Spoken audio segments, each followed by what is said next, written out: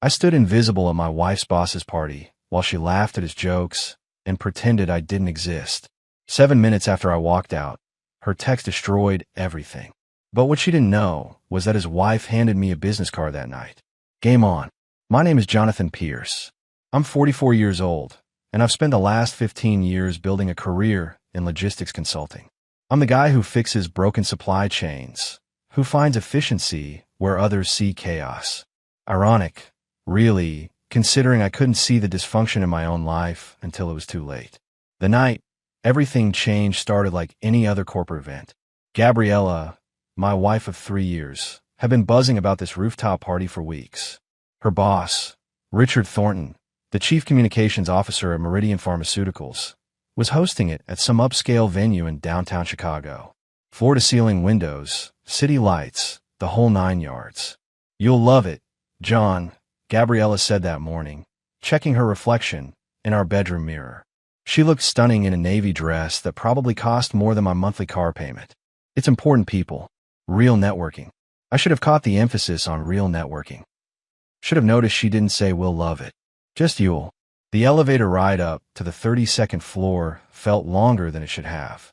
Gabriella checked her phone 3 times, her fingers dancing across the screen. I tried to make conversation about Owen, my 10-year-old son from my first marriage. He's doing great in math this semester, I said, smiling. Amanda says he might skip ahead next year. Gabriella nodded without looking up. That's nice. That's nice. 2 words that said absolutely nothing. The rooftop opened up before us like something out of a magazine spread. String lights crisscrossed overhead. A jazz trio played in one corner, and servers moved through the crowd with trays of champagne and hors d'oeuvres. The Chicago skyline glittered beyond the glass barriers, indifferent and beautiful. Gabriella transformed the moment we stepped inside. Her posture changed, her smile widened, and suddenly she was moving through the crowd like she owned the place. I followed, my hand briefly touching the small of her back before she drifted forward, leaving a gap between us that felt deliberate. Gabriella. A tall man in an expensive suit waved from near the bar. Richard Thornton. I recognized him from the company photos Gabriella showed me sometimes. She glided toward him, and I followed a step behind. When we reached him, Gabriella's laugh rang out, bright and performative. Richard, the view is absolutely breathtaking, Gabriella said, gesturing toward the windows. Richard smiled, his eyes lingering on her, just a fraction too long. Not as breathtaking as you look tonight, Gabriella. I stood there, waiting for her to introduce me. The pause stretched. Richard's eyes flickered toward me briefly, a question forming. This is Jonathan, Gabriella said finally, her voice flat, matter of fact. Not my husband Jonathan. Not my partner. Just Jonathan. Like I was an accessory she'd brought along and now regretted. Richard extended his hand. Nice to meet you. Are you with the catering company? The question hung in the air like a slap. I felt my face flush, but before I could respond, Gabriella laughed. Not a correction, not a clarification, just a light, airy laugh that said the mistake didn't matter enough to fix. Jonathan works in logistics, she said, already turning back to Richard. Works in logistics, like I deliver packages for a living.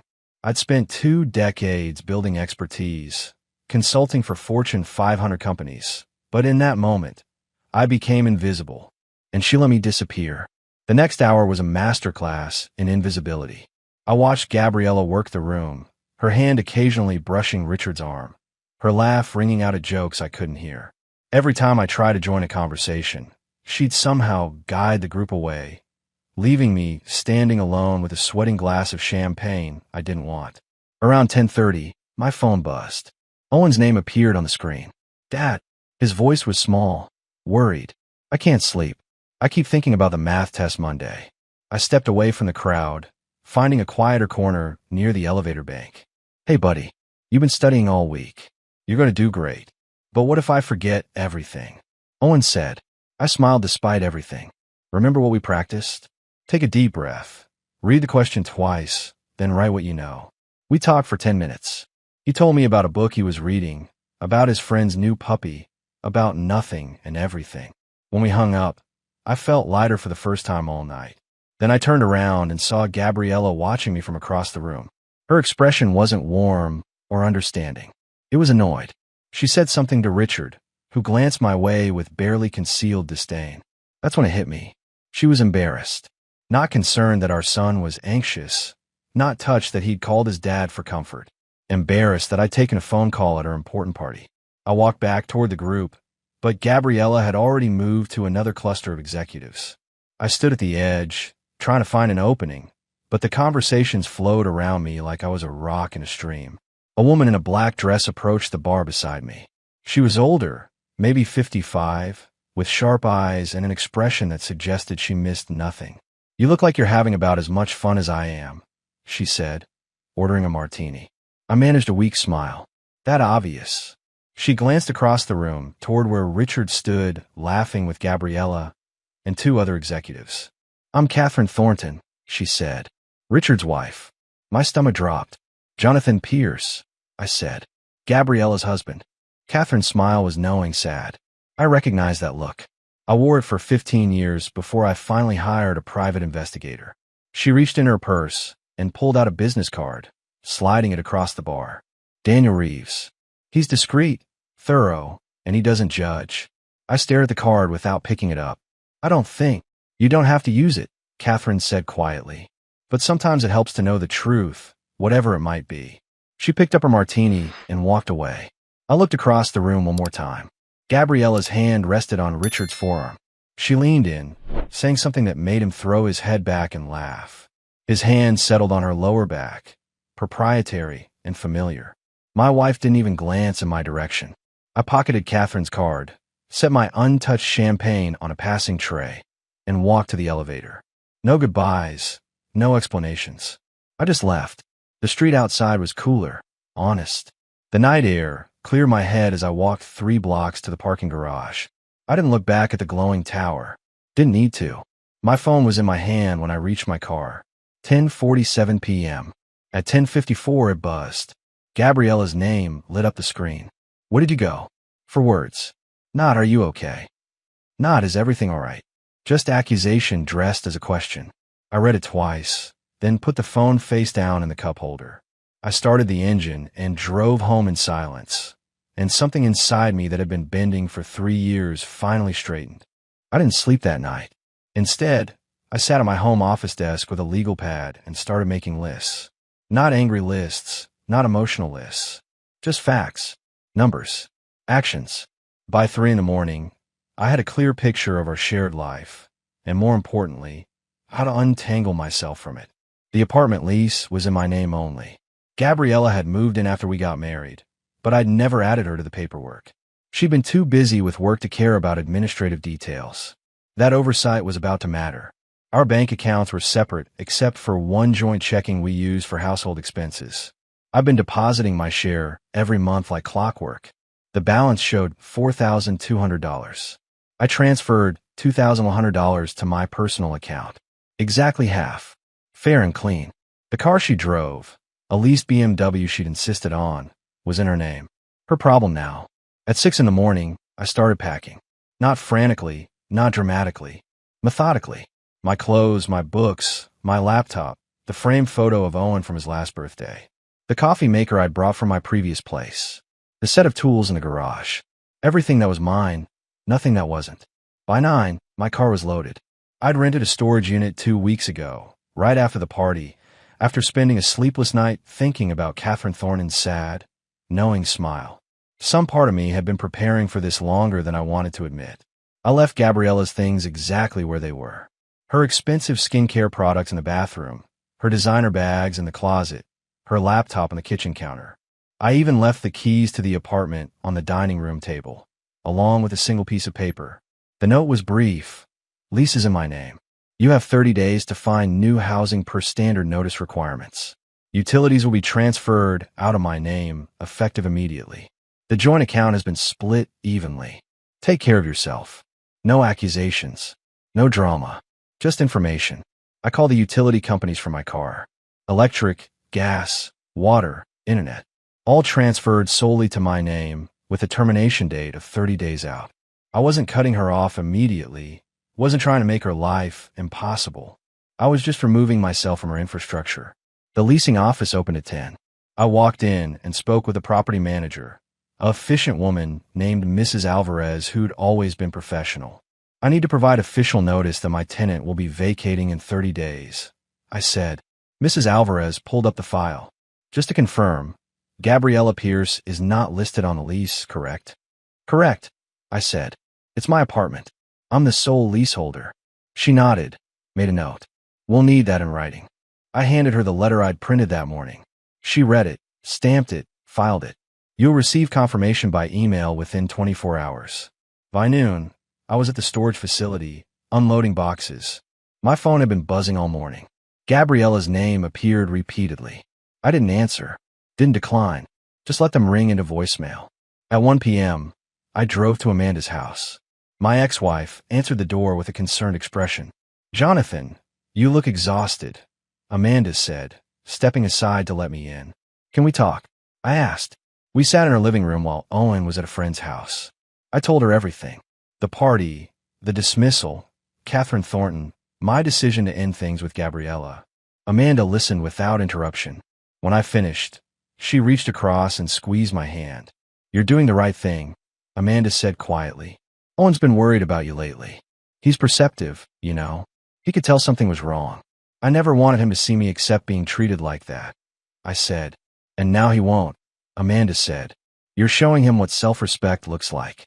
That evening, I checked into an extended stay hotel. Clean, quiet, temporary. I sat on the bed and finally looked at my phone. 14 missed calls. 8 text messages. The messages escalated from confusion to anger.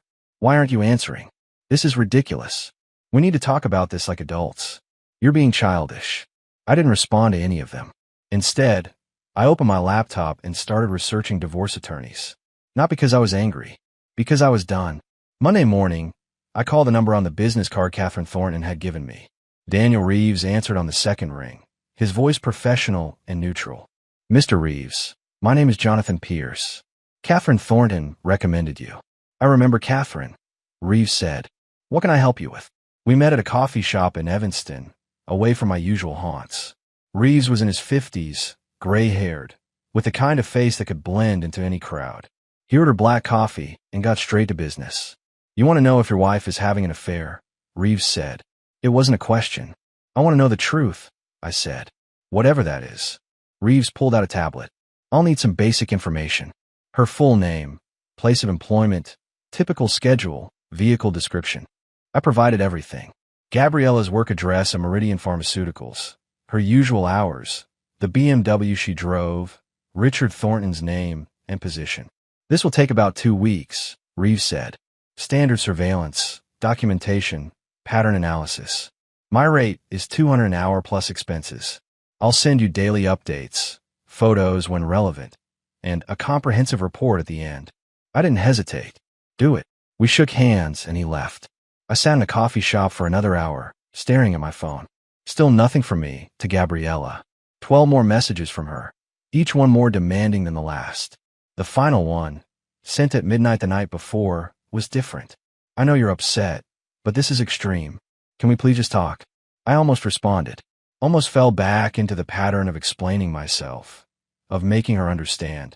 Then I remembered her hand on Richard's arm, her embarrassed glance when Owen called, the way she'd introduced me like I was nobody. I deleted the message and ordered another coffee. That afternoon, my phone rang. Not Gabriella this time. "Amanda." "Jonathan." Gabriella showed up at my office. Amanda said, her voice tense. My stomach dropped. "What?" "She wanted to know where you were." She was upset, almost frantic. I told her I couldn't discuss your whereabouts and that she needed to leave. "I'm sorry she bothered you," I said. "Don't apologize." "But Jonathan," she mentioned something about the apartment. "Said you'd locked her out." "I didn't lock her out," I said carefully. "I gave her official notice. 30 days, exactly as required by law. She has full access until then." Amanda was quiet for a moment. "She's spinning this as you abandoning her. Just be aware." That evening, I received an email from Gabriella's work account. The subject line read, "We need to talk immediately." I opened it. "Jonathan, I don't understand what's happening. You disappeared from the party without saying goodbye. You won't answer my calls, and now I find out you're kicking me out of our home? This isn't like you." Whatever I did to upset you, I'm sorry. But you can't just shut me out like this. We're married. We need to communicate. I read it 3 times. The words were careful, calculated. Not, I'm sorry for ignoring you. Not, I'm sorry for being embarrassed by you. Just a vague apology that admitted nothing. I typed a response and deleted it. Typed another and deleted that too. Finally, I wrote, Gabriella, I've given you legal notice regarding the apartment. All utilities remain active for the next 30 days. The joint account has been divided equally. My attorney will be in contact regarding next steps. Please direct all future communication through legal channels. Professional. Clean. Final. I hit send and closed the laptop. My phone rang immediately. Gabriella's name flashing. I let it go to voicemail, then another, then another. Around 10 p.m., the call stopped. A single text came through. You're going to regret this. I stared at those 6 words for a long time.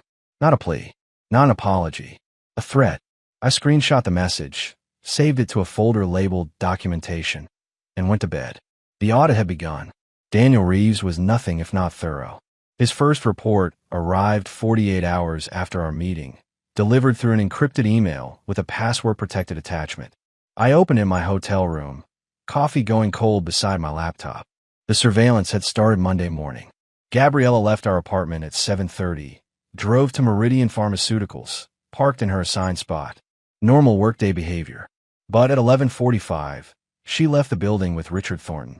They drove separately to the Grayson Hotel downtown. Reeves had timestamp photos.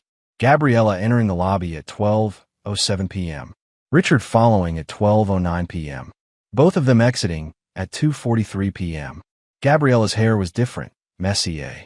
Richard's tie was loosened. Tuesday showed the same pattern. Wednesday too. 3 days, 3 hotels, always during lunch hours that stretched well into the afternoon. Thursday's report included something new. Financial records that Reeves had obtained through methods I didn't ask about. Gabriella had a credit card I'd never seen, issued 6 months ago. The statements showed regular charges, hotels, restaurants, a jewelry store where she'd spent $3,400 on a men's watch 2 weeks before the party. I never received a watch. The report concluded with Reeves's professional assessment. Subject exhibits consistent pattern of clandestine meetings with Richard Thornton during work hours. Behavior consistent with ongoing extramarital affair. Estimated duration, 6 to 8 months based on financial records and observed familiarity. I sat back, staring at the screen. Part of me had hoped I was wrong, that Catherine Thornton's warning was just the projection of her own painful experience. But the evidence was clinical, undeniable, and it hurt less than I expected. Maybe I'd already done my grieving at that party, standing invisible while my wife laughed at another man's jokes. I forwarded everything to my attorney with a brief note. Please advise on next steps. His response came within the hour. This changes things. We can file on grounds of adultery if you prefer, though Michigan allows no fault. Either way, this strengthens your position considerably regarding asset division. I'll draft papers. That evening, Owen called. Just a regular check-in, telling me about his day at school, asking if I'd be at his parent-teacher conference next week. Wouldn't miss it, I said. How are you doing, buddy? Really? Owen was quiet for a moment. Mom said you and Gabriella are having problems. Amanda and I had agreed to be honest with him in age-appropriate ways. We are, I said carefully. Sometimes adults realize they're not right for each other. But that doesn't change anything about you and me. You know that, right? I know, Owen said. Dad, I didn't really like Gabriella that much anyway. She was always weird when I visited. The honesty in his voice broke something in me. I'm sorry you felt that way. It's okay. I like it better when it's just us. After we hung up, I sat in the silence of the hotel room and let myself feel it. Not anger, not betrayal exactly. Just sadness for the time wasted, the red flags ignored, the self-respect I'd pawned for the illusion of a happy marriage. My phone buzzed. Gabriella, again. The messages had continued all week, oscillating between anger and manipulation. This is ridiculous. You're throwing away our marriage over nothing. Richard is just a colleague. You're being paranoid. Fine. Keep ignoring me. But you'll realize you made a mistake. I didn't respond. Instead, I called Amanda. Jonathan. She sounded concerned. Everything okay? Can you do me a favor? I asked. Next time Gabriella contacts you, can you tell her that all communication needs to go through attorneys? I'm going to send you my lawyer's contact information. Of course, Amanda said. Has something happened? I have proof, I said simply. She's been having an affair with her boss. Multiple hotels, several months. My investigator documented everything. Amanda was quiet for a long moment. I'm sorry, Jonathan. I know that doesn't make it easier. Actually, I said, it does. It makes everything very clear. Friday morning, Reeves sent another update. Gabriella and Richard had met at a different hotel, the Riverside Inn. But this time, Reeves had captured something else. Catherine Thornton, sitting in the hotel bar, watching them leave together. She'd seen her husband with my wife, and the expression on her face in the photograph was one of grim vindication. I called Reeves immediately. Does Catherine know you're working for me? No, Reeves said, and I won't tell her unless you authorize it. But Mr. Pierce, I think she's conducting her own investigation. She's hired someone too. The pieces were falling into place. Catherine wasn't just a scorned wife offering advice to a stranger. She was building her own case, and Gabriella and Richard had walked right into both traps. Keep me updated, I said. Will do. One more thing. You should know that this afternoon, Gabriella was called into a meeting with HR. I don't know the details, but she left the building at 3 p.m. and went straight to a lawyer's office on Michigan Avenue. So it was starting. The walls were closing in. That evening, my phone rang. Not Gabriella this time. Catherine Thornton. Mr. Pierce, she said, her voice steady and professional. I hope you don't mind. I got your number from Daniel Reeves. I thought we should talk. We met at a quiet restaurant in Oak Park, far from both our usual circles. Catherine was already there when I arrived, sitting in a corner booth with a glass of red wine and an expression that suggested she'd been preparing for this conversation for a long time. Thank you for meeting me, Catherine said as I slid into the booth across from her. I imagine this is as awkward for you as it is for me. Different kind of awkward, I said. You've been through this before. She smiled, but it didn't reach her eyes. Twice, actually. Richard's first affair was 7 years ago. I forgave him then. Believe his promises about counseling and change. She took a sip of wine. The second was 3 years ago. I stopped believing him, but stayed anyway. For the kids, for the lifestyle, for a dozen stupid reasons. What changed? I asked. I turned 55 last month, Catherine said, and I realized I'd spent 15 years being humiliated by a man who thinks he's entitled to whatever he wants. I'm done being understanding. A waiter appeared, and I ordered coffee, needing something to do with my hands. Daniel told me you hired him too, Catherine said once the waiter left. I hope you don't mind that I asked. I wanted to make sure we weren't working at cross purposes. We're not, I said. We want the same thing. The truth documented. Exactly. Catherine pulled a folder from her purse. I've been gathering evidence for 3 months. Financial records, text messages I recovered from Richard's old phone, witness statements from people who've seen them together. She slid the folder across the table. This is a copy. My attorney suggested we might want to coordinate. I opened the folder. Inside were bank statements showing transfers from Richard's personal account to Gabriella's secret credit card. Hotel receipts going back 8 months. Text message screenshots that were explicit enough to leave no doubt. One message from Richard made my jaw tighten. Can't wait to get you away from that boring husband of yours. He has no idea what he's missing. Gabriella's response. He's too focused on his little spreadsheets to notice anything. Trust me, he's clueless. I closed the folder carefully. How'd you get these? Richard is arrogant, Catherine said. He thinks he's smarter than everyone else. He kept an old phone in his desk drawer at home. Didn't even password protect it. She leaned back. The thing about serial cheaters, Mr. Pierce, they get sloppy because they never face real consequences. Call me Jonathan, I said. Catherine, she replied. And Jonathan, I want to propose something. My attorney is filing for divorce next week. He's also filing a complaint with Meridian's ethics board about Richard's relationship with a subordinate. Company policy explicitly forbids supervisors from engaging in romantic relationships with direct reports. I processed that. Gabriella reports to Richard indirectly. He's the CCO. She's a manager in his division. Close enough for the ethics policy to apply. Catherine's smile was sharp now. Richard's facing termination. Gabriella will likely be forced to resign to avoid her own investigation.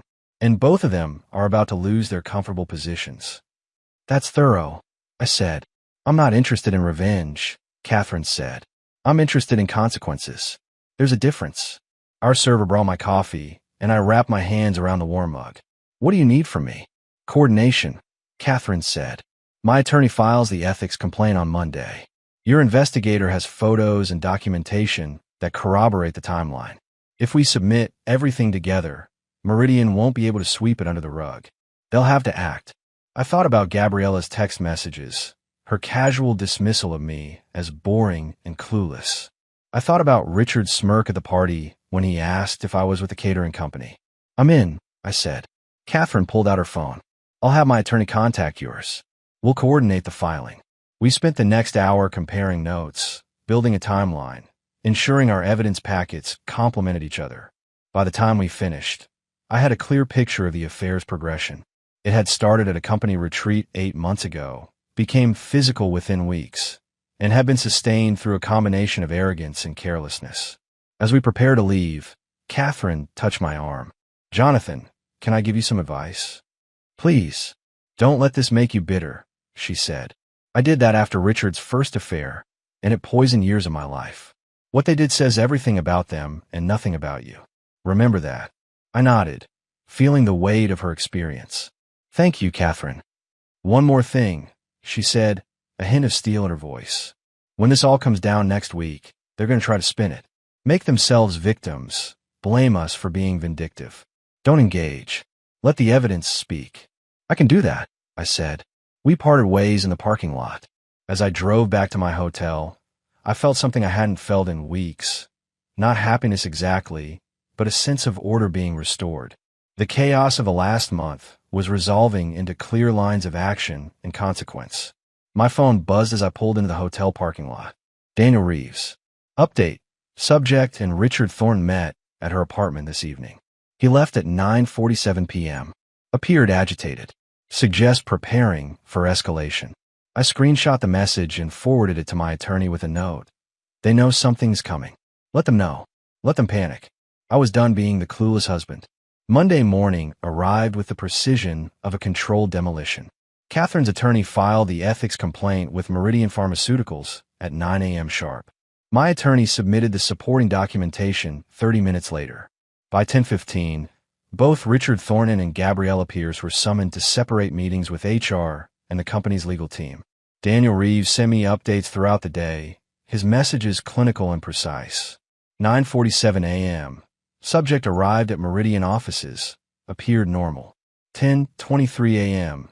Subject called to HR, left desk visibly shaken. 11:15 a.m. Subject exited HR meeting. Observed crying in vehicle for 12 minutes. 12:40 p.m. Subject drove to Richard Thornton's residence. Remained inside for 47 minutes. I sat in my hotel room, watching the timeline unfold like a freight train I'd set in motion months ago. There was no satisfaction in it, just the quiet recognition that consequences had finally caught up to actions. My attorney called at 2 p.m. His voice was professional, but I could hear the hint of approval underneath. Jonathan, Meridian's legal team, just contacted me. They want to arrange a meeting. Apparently, both Richard and Gabriella have been placed on immediate administrative leave, pending a full investigation. How long will the investigation take? I asked. In cases this clear-cut, 2 weeks, maybe 3. The evidence you and Mrs. Thornton provided is comprehensive. They can't sweep this under the rug even if they wanted to. He paused. There's something else. Gabriella's attorney reached out. She wants to negotiate a settlement. She wants to avoid a contested divorce, I said.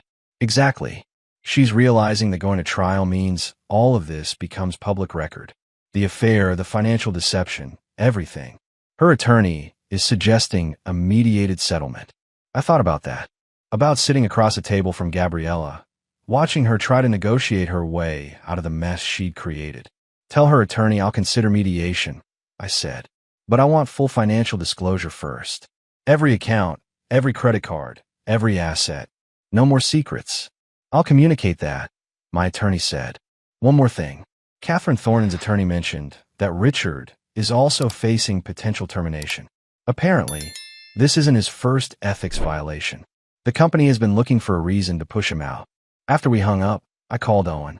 Amanda answered first. Jonathan, how are you holding up? Amanda asked, her voice gentle. I'm okay. Can I talk to Owen? She put him on speaker. His voice came through bright and unconcerned.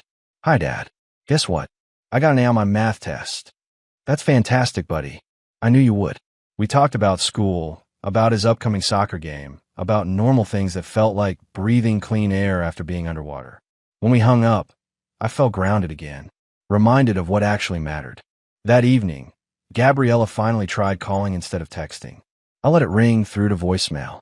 Her message was 7 minutes long, oscillating between anger and desperate justification. Jonathan, this is insane. You've ruined my career over nothing. Richard and I were just friends, and now, because of your paranoia, we're both facing termination. Do you have any idea what you've done? I could lose everything because you couldn't handle me having a professional relationship with my boss. This is vindictive and cruel, and I hope you're proud of yourself. Not once did she admit to the affair. Not once did she acknowledge the hotels, the hidden credit card, the lies. It was all my fault for being paranoid, for overreacting, for not understanding that her relationship with Richard was purely professional. I saved the voicemail and forwarded it to my attorney with a note. She's still denying everything despite the photographic evidence. His response was immediate. Good. Let her keep lying. Makes our case stronger. Tuesday brought more updates from Reeves. Gabriella had been to 3 different attorneys' offices, presumably shopping for someone who would tell her what she wanted to hear. Richard had cleaned out his desk at Meridian under security escort. Catherine had filed formal divorce papers. Wednesday morning, I received an email from Meridian's HR director requesting a meeting to discuss matters related to Mrs. Gabriella Pierce's employment. I forwarded it to my attorney, who advised me to decline. You're not employed by Meridian, he said. You have no obligation to participate in their internal investigation. Let them sort out their own mess. But Thursday brought something unexpected. A letter, hand-delivered to my hotel, from Richard Thornton himself. The envelope was expensive stationery, the kind that suggested old money and entitlement. Inside was a single page, handwritten. Mr. Pierce, I understand you believe I've wronged you. Perhaps in some technical sense, I have. But you must understand that what Gabriella and I share goes beyond the conventional boundaries of marriage. We connected on an intellectual level you could never provide her. She deserves someone who challenges her, who matches her ambition. You are holding her back, and deep down, you must know that. I'm offering you a gentleman's solution. Withdraw your complaint to Meridian, convince Catherine to do the same, and I'll ensure Gabriella treats you fairly in the divorce. Otherwise, I have resources you can't imagine. I will make this process very difficult for you. I read it 3 times, each time feeling my anger cool into something harder and clearer. He was threatening me, actually threatening me, while simultaneously justifying the affair as some kind of intellectual romance. The arrogance was breathtaking. I photographed the letter, front and back, then immediately sent it to my attorney, to Catherine's attorney, and to Reeves. My attorney called within minutes. Jonathan, this is witness intimidation, possibly even extortion. I'm forwarding this to Meridian's legal team immediately. Do it, I said. Catherine called an hour later. I just saw the letter Richard sent you. That pompous fool just handed us everything we need. He thinks he's untouchable, I said. He did, Catherine replied. Past tense. By tomorrow morning, Meridian's board will have this letter. Richard's employment there is over. She was right. Friday afternoon, Reeves confirmed that Richard Thornton had been terminated for cause. No severance, no references, just a security escort and a ban from company property. Gabriella was given a choice: resign immediately with a neutral reference, or face termination with cause. She chose resignation. By Friday evening, both of them were unemployed, facing divorce proceedings, and watching their carefully constructed lives crumble. And I felt nothing but relief that I was no longer part of their story. The mediation was scheduled for the following Tuesday at a conference room downtown. Gabriella's attorney had pushed for it, emphasizing the benefits of keeping everything private and civil. I arrived 15 minutes early with my attorney, Marcus Brennan. The conference room was all glass and modern furniture, designed to feel neutral and professional. Gabriella and her attorney, a sharp-looking woman named Patricia Valdez, were already there. This was the first time I'd seen Gabriella since the party. She looked smaller, somehow diminished. The confidence she'd worn like armor was gone, replaced by something brittle and defensive. She wouldn't meet my eyes. We sat across from each other, attorneys flanking us like seconds at a duel. Patricia opened. "Thank you all for coming. I think we can reach an amicable settlement if we approach this reasonably. My client is willing to." "Let's start with full financial disclosure," Marcus interrupted smoothly. "As we requested last week." Patricia slid a folder across the table. "Everything's here. Bank statements, credit card records, investment accounts." Marcus opened it, reviewing the documents with practiced efficiency. I watched Gabriella, who was staring at the table like it might offer escape. "There's a discrepancy," Marcus said after a few minutes. "The credit card ending in 7743. It shows significant charges, but I don't see corresponding statements." Patricia glanced at Gabriella, who shifted uncomfortably. "That card was closed 2 weeks ago," Gabriella said quietly. It was the first time she'd spoken, and her voice was different, smaller. "The final statement should be there." "It's not," Marcus said. "And according to our investigation, that card had a balance of over $18,000. Charges dating back 8 months. Hotels, restaurants, jewelry, none of which benefited the marriage." Gabriella's face flushed. "Those were business expenses. The Grayson Hotel at 1 p.m. on a Tuesday isn't a business expense, Gabriella," I said quietly. "Neither is a $3,000 watch you gave to Richard Thornton." She finally looked at me, and I saw something I'd never seen before: shame. "Jonathan," she started. "Don't," I said, my voice even. "I'm not here for apologies. I'm here to divide assets fairly and end this marriage. That's all." Patricia cleared her throat. "My client is willing to waive any claim to the apartment, the furniture, and the joint savings in exchange for keeping her personal vehicle and her retirement account." Marcus looked at me. I nodded. It was more than fair. I wanted nothing she'd touched. "Agreed," Marcus said. "But we're requesting reimbursement for the marital funds spent on the affair. Based on credit card statements, that's approximately $18,000. "That's excessive," Patricia protested. "It's documented," Marcus countered, sliding copies of the credit card statements across the table. "Every charge is itemized. Hotels, gifts for a paramour, meals, all paid for with money that should have gone to household expenses." Gabriella's attorney reviewed the documents, her expression tightening. She leaned over and whispered something to Gabriella, who nodded reluctantly. "We'll agree to reimbursement of $12,000, paid in installments over 12 months, Patricia said. "Full amount, paid within 90 days, or we go to trial," Marcus said. "And in trial, all of this becomes public record, including the affair, the ethics violations, and the reasons for her termination from Meridian." Gabriella actually flinched at that. I realized then how much she'd been counting on keeping this quiet, on salvaging some version of her reputation. "Fine," Gabriella said, her voice breaking slightly. 18,000. 90 days. The rest of the mediation was mechanical. Division of assets, timeline for apartment vacating, agreement on no spousal support from either party. It took 2 hours to dissolve 3 years of marriage into line items and signatures. As we prepared to leave, Gabriella finally spoke directly to me. "Jonathan, I know you won't believe me, but I never meant to hurt you." I looked at her for a long moment, at the woman I'd thought I'd spend my life with, now a stranger wearing familiar features. "You're right, Gabriella," I said quietly. "I don't believe you, but it doesn't matter anymore. You made your choices, and they had consequences. That's all this is." I walked out without looking back.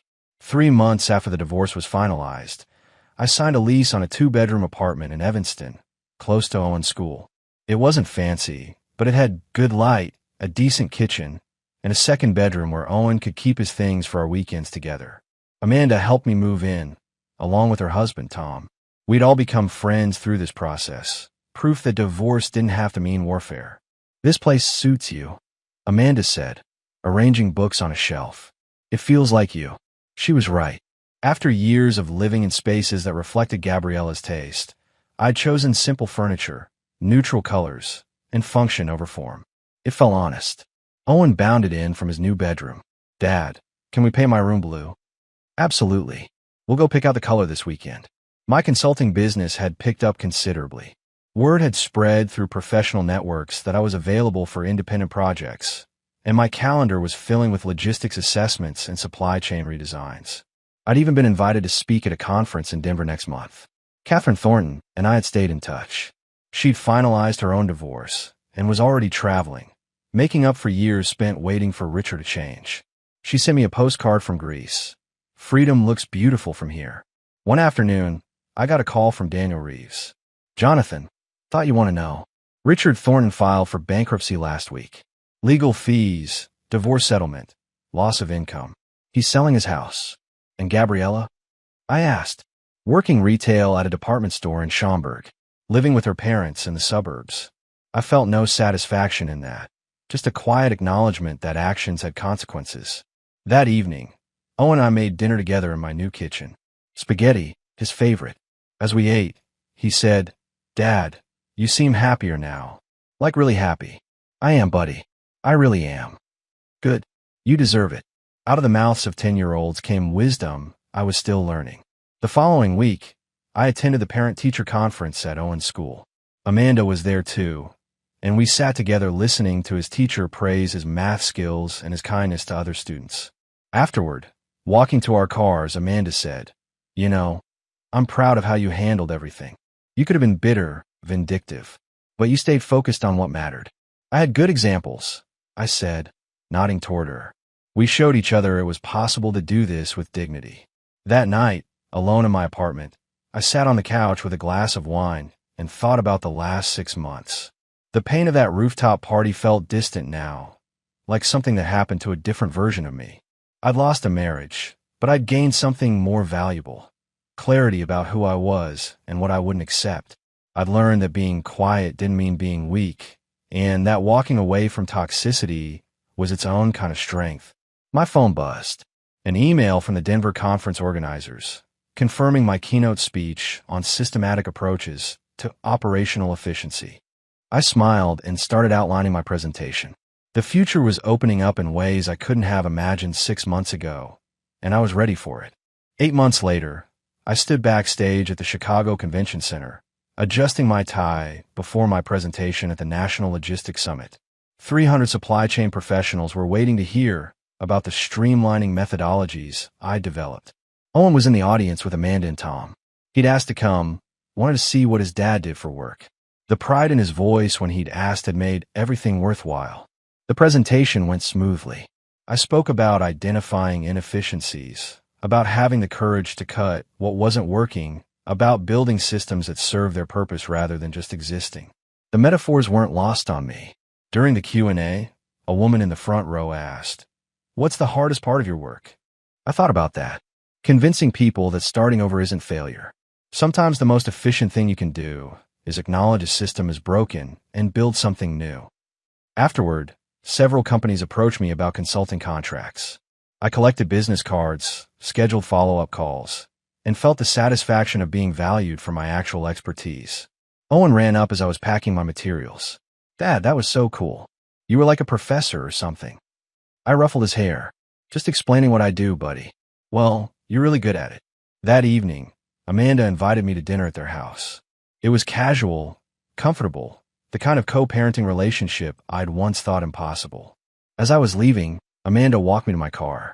Jonathan, I've been meaning to say something.